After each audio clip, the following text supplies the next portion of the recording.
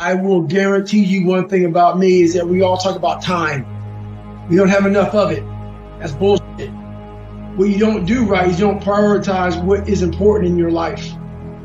And for me training and the things that I do on a daily basis, that's how I start to build my armor. I started finding self-esteem. Once I found that, that's when doors started opening up. I stopped caring about people, that what they thought, being judged. Wow, if I say this, if I started right now, are you gonna make fun of me? I stopped caring about that.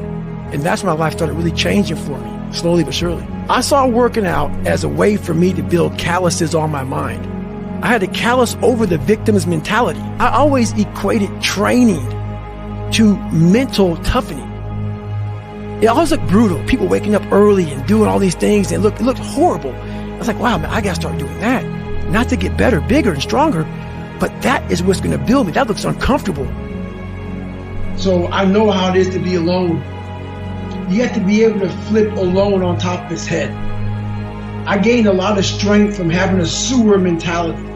And what a sewer mentality is how many people can make it out of the sewer alone with no coach, no trainer, no one to guide you, no one to mentor you, just having a straight up killer mentality, having a warrior mindset, having a round 14, I'm gonna get up mindset.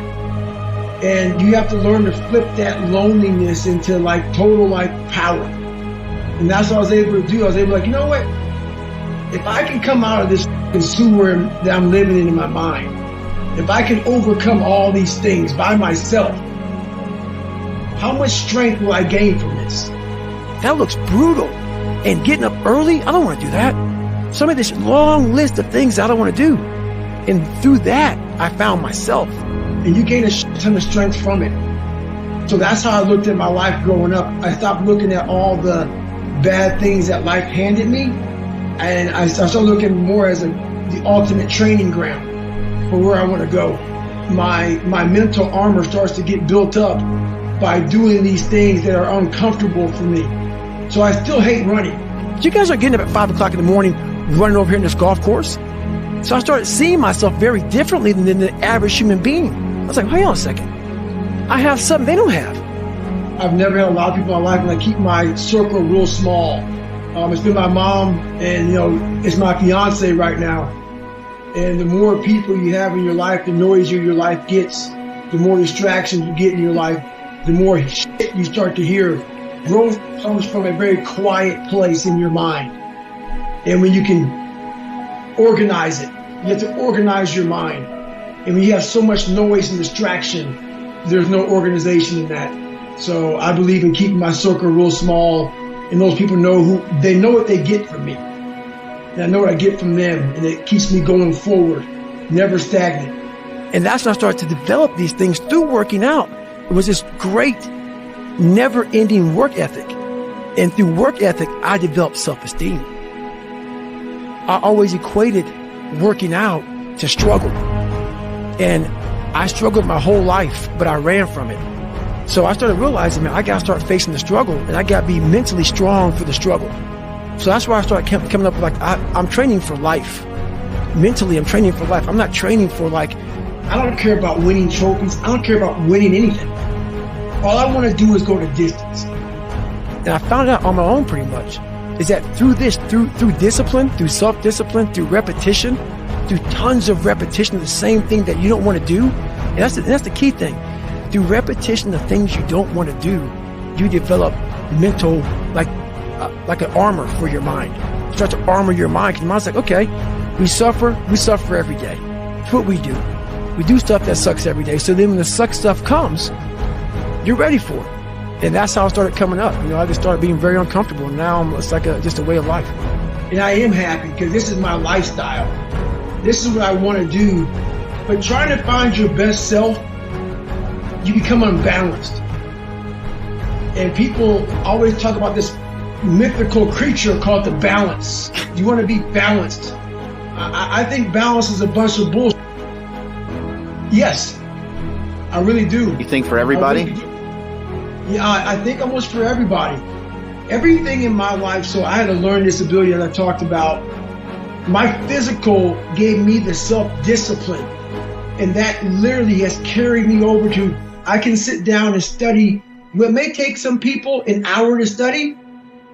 I have to sit down for maybe 10 hours to learn the same. And that's very frustrating. So I always talk about running and swimming and all the stuff I did in the military and pull-up records and powerlifting, all these physical feats. Some of the hardest I do in my life is just learning. But I got that self-discipline from waking up at 3 and 4 o'clock in the morning to go out in the cold weather, to get my run in, to get my lift in, to get my swim in, to do those things. It totally transfers over to my learning. It's that self-discipline you gain from feeling good about yourself by overcoming yourself on the physical aspect of life. But I was like, because I kind of was preparing myself for the next part of my journey. I don't like to lay in my too long. I give myself a couple of minutes to, okay, we got man to up. We got to get back. Like, what's next? Let's go see, let's go back to college. Let's do something, because you're running and your athletic career's done. And this was like literally a trained skill for me. Was I'm always preparing for like not being a bit. Like a lot of people get to a point, like for instance, like if Jennifer can't do something, like if she can't go for a run or whatever, just like because something's wrong, like some simple shit, it's gonna bother her. I got to a point in my life where I realized this is life, and so I move on past things real quick. So people are like, oh my God, what are you gonna do, David, if you can't run? I'll swim, or I'll go to college, or I'll do something else. This this isn't my life. I'm very aware how quick life can take from you, and I've always prepared my mind for the next chapter. And what happened with me was I started this thing called front loading. So when I was young, I used to be a little piece of shit. Oh, I'm not good enough. I can't do this. I can't do that. But the second I got my head out of my ass and I realized, man, you can achieve a lot of if you get off your ass and you start moving and you start motivating yourself. Start becoming a self-motivator. So I started front loading. And front loading is people are like, man, you've done so much by 47 because I don't know what tomorrow is going to bring me. So my military resume is fat. I did a lot in the military. I did a lot outside the military. I've made money. I've done almost every race out there, hard race in the world.